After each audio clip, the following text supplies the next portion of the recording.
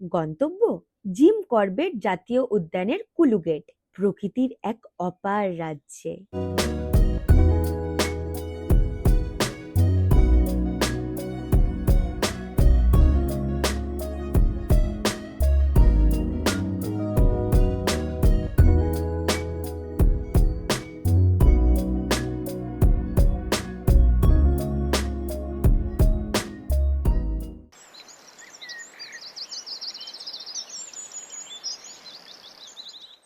এখানে gym করবেটের north gate আমাদের থেকে মোটামুটি 16-18 কিলোমিটার এখান থেকে।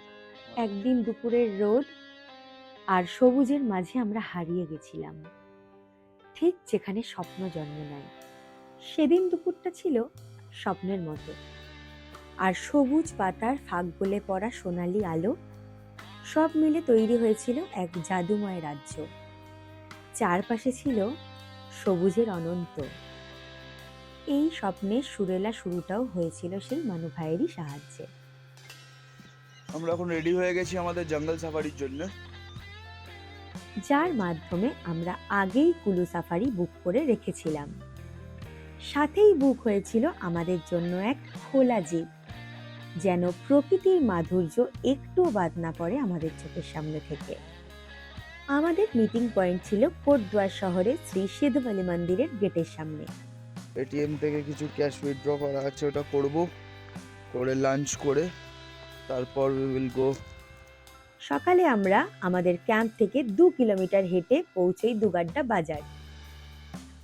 সেখান থেকে নিজেরা একটা শেয়ার গাড়িতে উঠে মাথাপিছু 50 টাকা করে দিয়ে পৌঁছে যাই সেই নির্দিষ্ট মন্দির গেটে। সাফারির খরচ হয়েছিল আমাদের দুজনের জন্য মোট 6000 টাকা।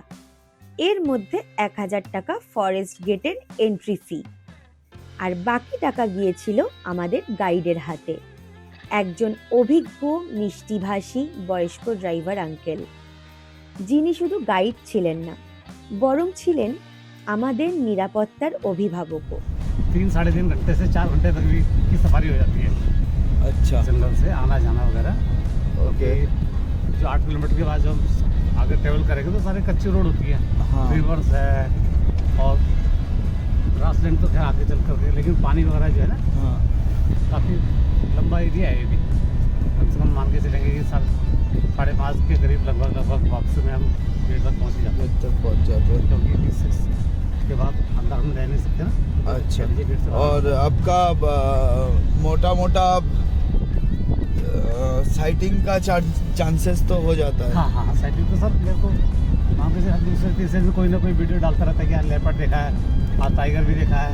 हाँ, बाकी हिरन वगैरह तो हिरन ये वाइट बोर्ड वगैरह चीज़ ना, हाँ, वो तो दिख ही इजी जाता है दिखता है, लेकिन टाइगर वगैरह जो एनिमल्स है ये नॉक्टर्नल होते हैं, रात क्रीचर होते हैं। एकदम। तो इनके लिए क्या होता है, थोड़ा जंगल में कभी हमें लगता है कि इस जगह पे अलार्म कॉल्स वगैरह है, सेटिंग वगैरह है, कहीं पे लग रहा है तो हम वेट भी करते हैं इस चीज़ के लिए। कभी कभी क्या होता है कि आधा घंटा पौना घंटा वेट करना होता है, तो क्या होता है जानवर तो बैठा हुआ होता है, हाँ, और जब उसको उठा के चलना होगा तभी हमें दिखता है। तभी हमें दिखेगा। আমাদের গাড়ি চলছিল ধীরে, আর প্রবেশ করলাম তাদের দুনিয়ায়, যেখানে তারা রাজা আর আমরা সামান্য মানুষ মাত্র। আমরা দুজন খোলা জিপে বসে নিঃশব্দে মিশে যাচ্ছিলাম প্রকৃতির বুকে। পেরিয়ে গিয়েছিলাম মাটির গন্ধ মাখা রাস্তা, জঙ্গলের গভীরে হারিয়ে যেতে যেতে দেখেছিলাম এক ঝাঁক পাখি হঠাৎ উড়ে গেল মাথার উপর দিয়ে। পেছনে রেখে গেল হালকা পাখার শব্দ আর একটু বিস্ময়। এমন স্বপ্নে বিভোর সময়েও জঙ্গলের কিছু নিয়ম ছিল যেগুলো আমাদের মানতেই হতো। আইডি কার্ড ছাড়া প্রবেশ নিষেধ, ড্রোন ক্যামেরা পুরোপুরি নিষিদ্ধ, আর জিপে ওঠার পর যেখানে সেখানে নামা চলবে না, কারণ গাড়ির ভেতরে থাকা পর্যন্ত প্রাণীরা আমাদের কোনো ক্ষতি করে না, কিন্তু নামলেই ঝুঁকি তৈরি হয়। তবে যেসব জায়গা নিরাপদ সেসব স্থানে গাইড নিজেই আমাদের নামিয়ে হাঁটিয়ে ঘুরিয়েছেন।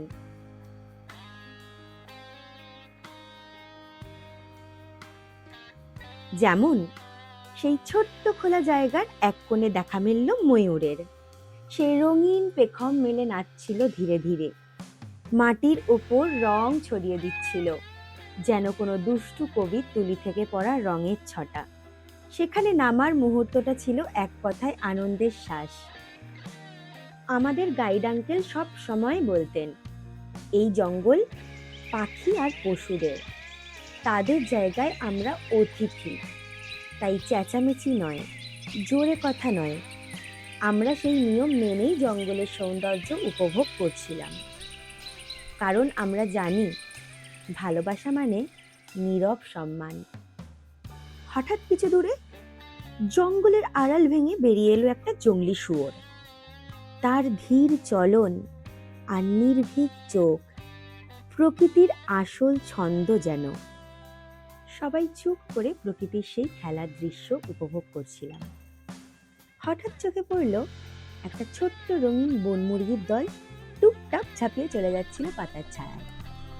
ওদের নরম পালক রোদের আলোয় ছোট্ট স্বপ্নের মতো ঝিলমিল করছিল। চারপাশে নেমে এসেছিল একরকম মধুর নীরবতা।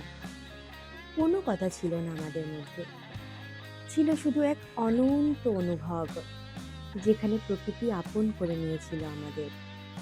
তারপর দেখতে পেলাম নদীর পাড় দিয়ে আস্তে আস্তে হেঁটে হেঁটে যাচ্ছে একদল হরিণ। জলের গা ঘেঁষে চলা তাদের নরম পায়ের শব্দ হারিয়ে যাচ্ছিল বাতাসে।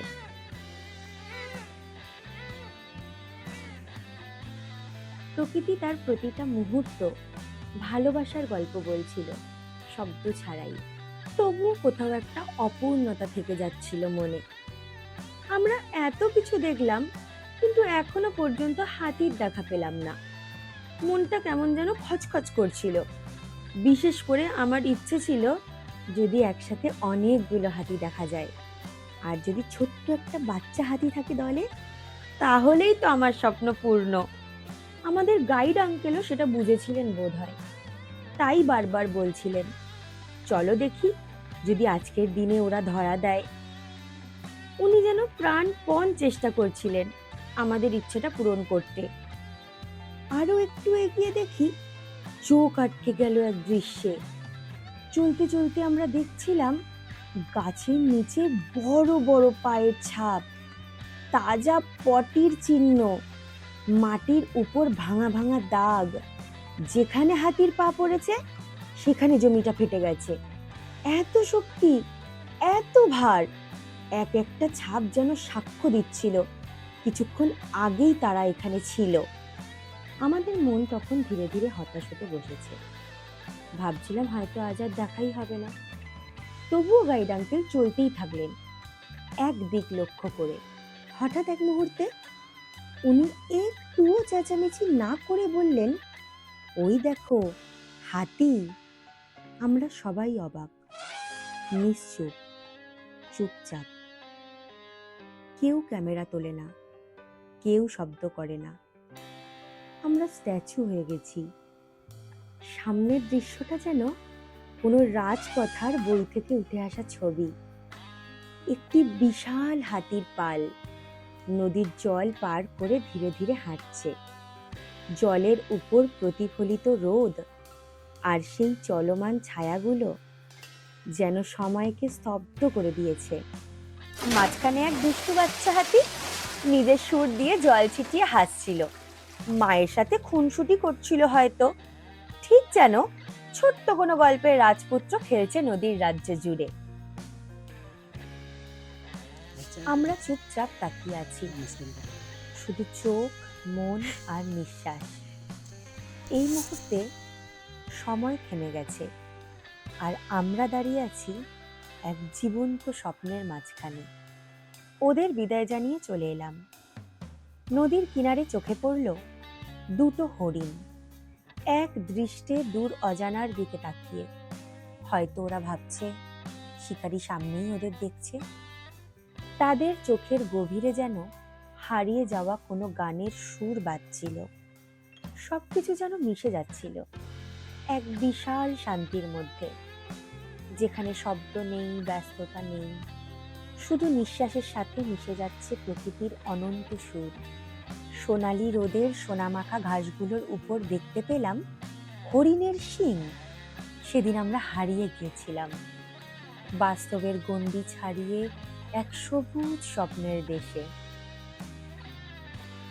সেই ঠান্ডা দুপুরের হালকা রোদ, নদীর কলকল শব্দ, পাখির ডানার ছায়া, সব মিলিয়ে একটা নরম ভালোবাসার চাদরে ঢাকা পড়ে গেছিল পুরো দুপুরটা। সেই দুপুর, সেই সাফারি ছিল যেন প্রকৃতির লেখা চুপচাপ কবিতা, যেখানে আমরা ছিলাম নীরব পাঠক, হারিয়ে যাওয়া দুই চরিত্র। বিকেল 6টা নাগাদ গাইড আঙ্কেল আবার আমাদের সেই মন্দির গেটেই নামিয়ে দিলেন। সেখান থেকে আমরা ফিরলাম ঠিক যেমন এসেছিলাম। শেয়ার গাড়িতে 50 টাকা করে ভাড়া দিয়ে দুগাড্ডা বাজার, তারপর সেই চেনা 2 কিলোমিটার পাহাড়ি পথ পেরিয়ে হেঁটে ফিরে এলাম আমাদের ক্যাম্পে। আজও মনে হয় চোখ বন্ধ করলেই শুনতে পাই সেই পাখিগুলোর উড়ে যাওয়ার শব্দ, নির্ভীক প্রাণীদের চলাচল, দেখতে পাই ময়ূরের রঙিন নাচ, আর অনুভবও করতে পারি সেই সবুজের গন্ধ মাখা রোদের সোনা মেখে থাকা নদী, যেখানে ভালোবাসা শব্দের চেয়েও বেশি জীবন্ত। যদিও ভালোবাসার কথা বলার দরকার পড়েনি সেদিন, প্রকৃতি বলেছিল ভালোবাসা মানে অনুভব, শুধু একসাথে হারিয়ে যাওয়া, কোনো শব্দ ছাড়াই। এরকম করলে হবে না যে আমি জঙ্গল যাচ্ছি মানে আমি পশুই দেখব, হ্যাঁ এক্স্যাক্টলি, কারণ জঙ্গলকে যতক্ষণ না ভালোবাসা হবে ততক্ষণ পশুও দেখা দেবে না। হতে পারে কিছুটা তো তাই, তা ঠিক। সেই আর- জন্যেই বলা হয় যে নেচার লাভার। ইয়েস, নেচার লাভার না হতে পারলে তাহলে নেচারের থেকে কিছু পাওয়া যায় পাওয়া যায় তোমাকে না। কিছু দিতে হবে তবে তুমি কিছু পাবে। ঠিক ঠিক।